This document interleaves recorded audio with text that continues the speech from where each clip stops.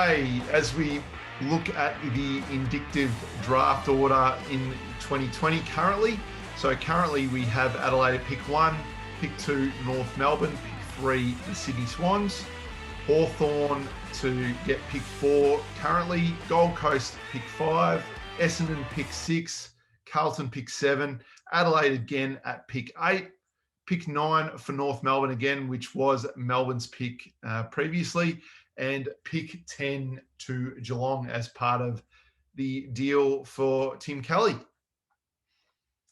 Okay, and on to pick 7. So Essendon have got picks 6, 41, 61, 69 and 70 in the draft at the moment.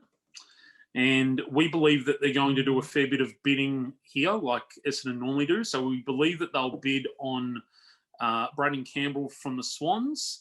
They'll look also at a ruck option in Riley Tilthorpe, or they'll bid on Lachlan Jones. So Lachlan Jones is a Port Adelaide Football Club Next Generation Academy player. He's a powerful, strong-bodied, medium-sized defender that is an elite reader of the play, so you'll often find him sagging off an opponent and taking those intercept marks and setting up the drive for his team forward. He's been playing the whole season at Sandford senior level and is a reliable kick that can often move into the midfield as well.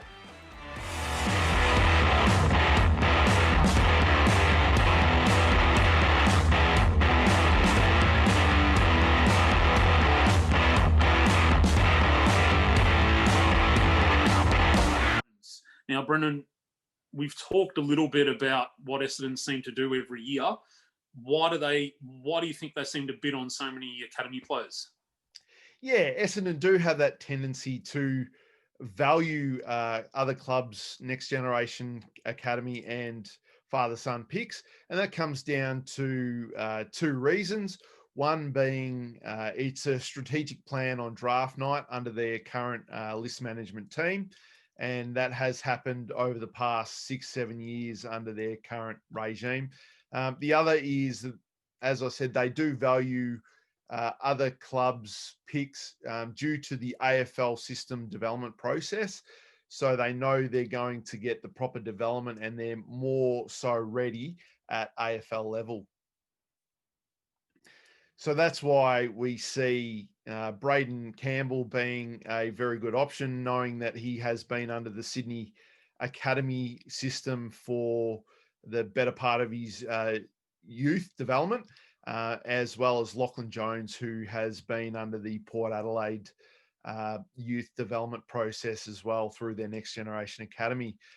If both of those players are definitely going to be bid on, so we see the other option they have at that pick, who has been projected, is Riley Tilthorpe for a direct replacement with Joe Danaher on the move, as well as Bell Chambers and the other aging key position players on their list. And do you see Essendon have had, well, it's been reported they're going to have a mass exodus from a lot of players, so that draft picks that they currently have it looks like it'll be pushed up a fair bit. Do you think Essendon will try and aim to have, I know from reports they're pretty greedy when it comes to draft and trade time, but do you expect Essendon to try and get, another 2 first-round picks for the players that are leaving? Yeah, well, this year Essendon do have to use their first-round pick because they haven't been in the first round for the previous 2 seasons, so they genuinely have to use this pick at pick 7. That being said, they have said in the media, or Adrian Dodoro has said in the media, that he will match Brisbane's offer to force another first-round pick. So they're going to reload to a degree. They don't want to go on a full rebuild, so they will look at reloading not only in their key position but also their midfield. So I expect them to get another pick.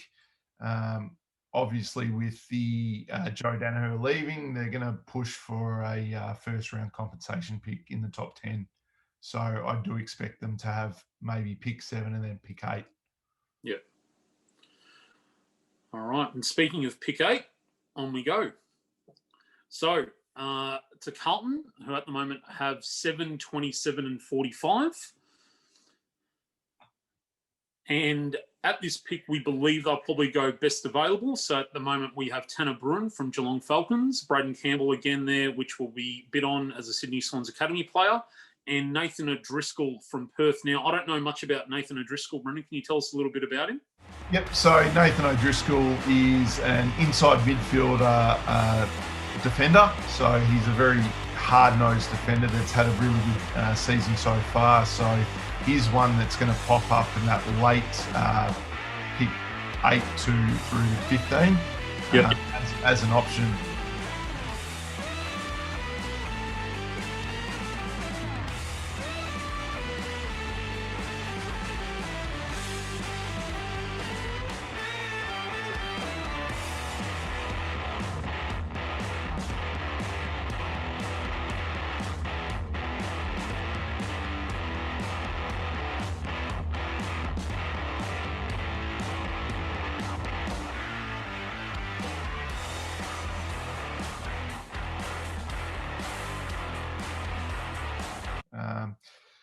Carlton are notoriously known to bid on other clubs' players as well. So that's why we had Braden Campbell in there. Sydney will be forced to use that pick early.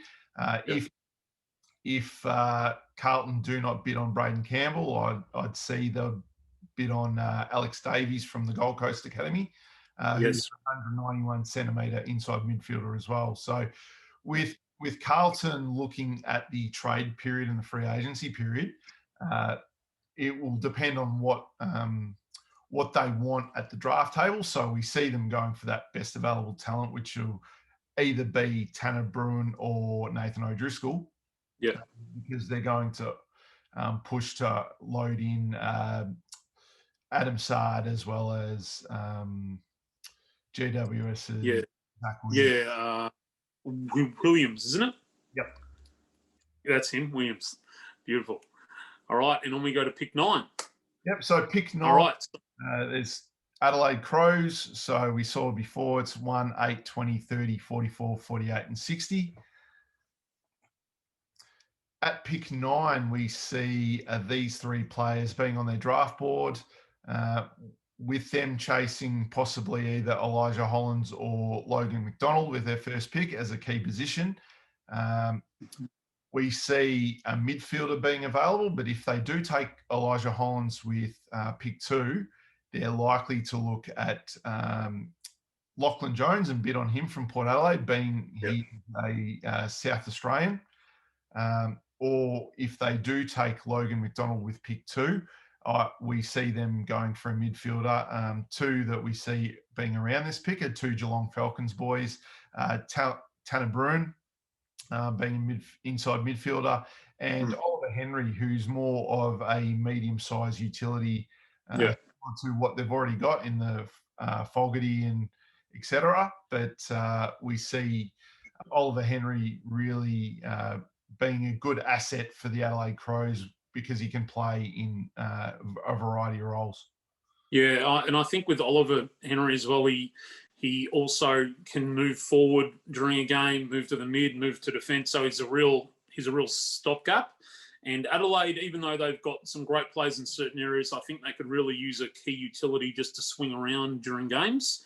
So I can really see them giving Oliver a good hard look.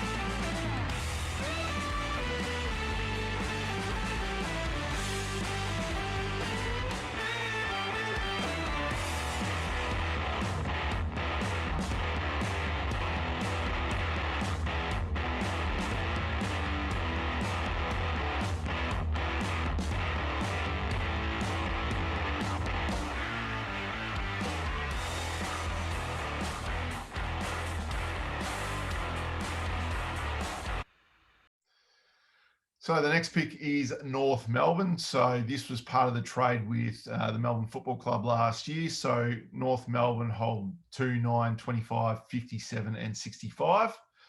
At this pick, we see these three players being on the draft board. And again, it depends on what North Melbourne take with their first pick at pick 3. So we see if they take a key position, they're at pick 3, which is more than likely. They're going to look at someone like an Oliver Henry at this pick, or a Tanner Bruin, as we've stated before, or they may even bid on an academy player from one of the New South Wales states. If they do take someone like Elijah Hollins or a midfielder at that first pick, Nicholas Cox is a ruckman at 199 centimetres from the Northern Knights, who can also play a key position defensive role or can also swing forward. So he's one that can develop under Goldstein. So we see him being available at that pick.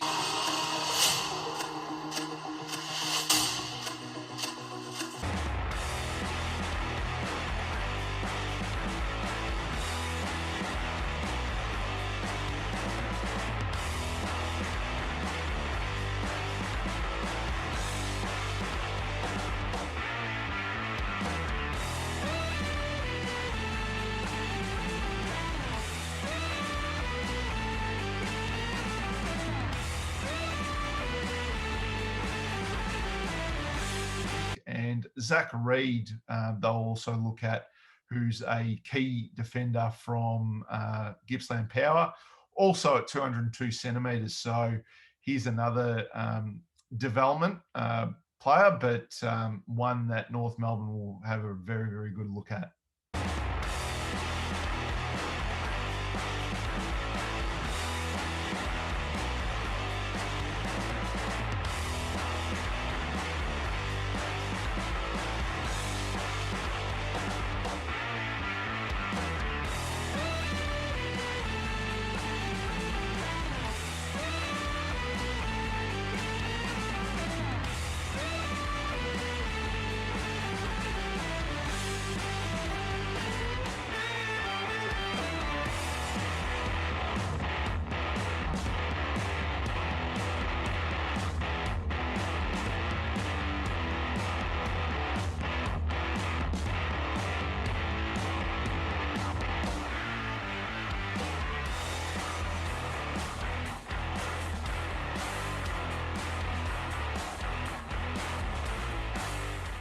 Yeah, I think for me, out of the two, Zach Reed's the one that really stands out. The way he moves for a player of his size is quite rare. He doesn't have the explosiveness of a Darcy Moore, but he seems to play his defensive role very, very similarly to that. I can see North needing someone like that, especially with the excess that they've had. Tarrant and a few other of their key backs starting to get on in age. I can really see them pushing for someone like Zach Reed here. And Geelong to round out that first 10 picks, if we obviously included pick 1 bid on for the Western Bulldogs. Geelong holds picks 10, 15, 16 and 33. So they do have 3 picks inside the top 20, but that may change when GWS match the bid on Jeremy Cameron. So we may see some of those picks swung across to GWS, and on that GWS factor as well, they will be included in that top 10 when Zach Williams goes to Yes. Carlton in the presidency. So at this pick, we have 3 players on the draft board, being Nathan O'Driscoll, being that hard-nosed defender midfielder. We see him definitely being an option for Geelong going forward. With their age profile and their premiership window, a lot of these players will not play in the senior side in the first 2-3 years unless they're a real standout, as we've seen over the previous 2 seasons with their drafts. Zach Reed, we see as another option with their aging list, especially in the key position department, such as Harry Taylor, as well as your ruck depth with Reece Stanley and Oliver Henry.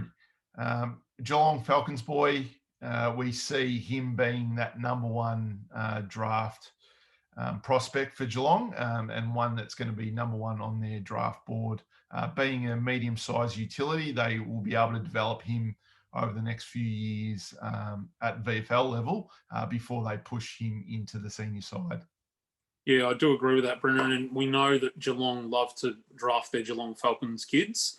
And, you know, it's almost an added bonus for them because they don't have any go-home factor or anything like that. So if any of the two Geelong Falcon boys, Tanner Bruin, I believe, was the other one, if any of those are available, I see Geelong taking them with this early pick unless it gets traded out for Cameron.